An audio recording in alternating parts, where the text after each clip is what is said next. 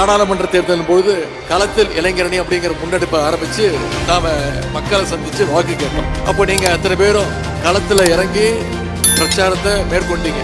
நாடாளுமன்ற தேர்தலில் உங்களுடைய உழைப்பினால உங்களுடைய பிரச்சாரத்தினால 100% வெற்றியோ நீங்க பெற்றுக் கொடுத்தீங்க.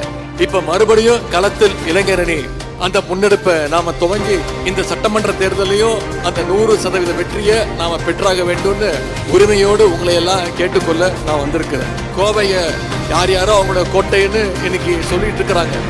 கோவை மட்டும் இல்ல, ஒட்டுமொத்த மேற்கு மண்டலமும் திராவிட முன்னேற்ற கழகத்துடைய கோட்டைன்னு நாம அவங்களுக்கு நிரூபிச்சு காட்ட வேண்டிய நேரம். அதற்கு இளைஞரணியினுடைய பங்களிப்பு ரொம்ப ரொம்ப முக்கியமா இருக்கணும். இன்னைக்கு பாஜகவுடைய B team, C team, D டீம்னு நிறைய டீம்களை இறக்கி இருக்கிறாங்க.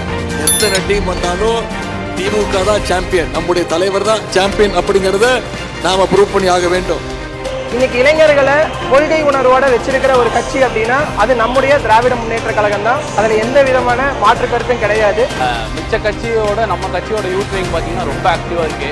அண்ணன் பார்த்தீங்கன்னா பொறுப்பேற்றதுக்கு அப்புறம் 4 வாட்டி நிர்வாக சந்திப்பு வச்சுட்டாரு, 2 பெரிய மாநாடு வச்சாரு.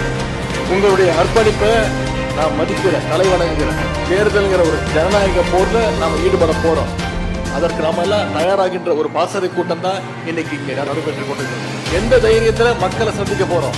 5 வருஷம் ஆட்சி பொறுப்பேற்று 5 வருஷத்துல எத்தனையோ திட்டங்களை நம்முடைய அரசு செஞ்சு கொடுத்திருக்கு, நம்முடைய முதலமைச்சர் செஞ்சு கொடுத்திருக்கிறாங்க. அந்த தைரியத்துல மக்களை சந்திக்க போறோம். திமுக இளைஞரணினா சிங்கிள் மெசேஜ் தலைமையிட்ட வந்தா போதும், அதை 234 தொகுதியிலையும் பூத்து வரைக்கும் கொண்டு சேர்க்கிறோம்னா திமுக இளைஞரணி.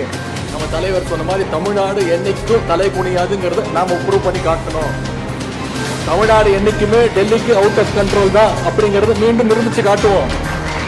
மே 4ஆம் தேதி வாக்கு எண்ணிக்கையின் போது 234 தொகுதியிலும் திமுக லீடிங், நம்முடைய கூட்டணி லீடிங்கிற அந்த செய்தி வரணும். மீண்டும் முத்துவேல் கருணாநிதி ஸ்டாலின் அப்படிங்கிற குரல் ஒழிச்சு மீண்டும் முதலமைச்சரா பொறுப்பேற்கணும். எங்க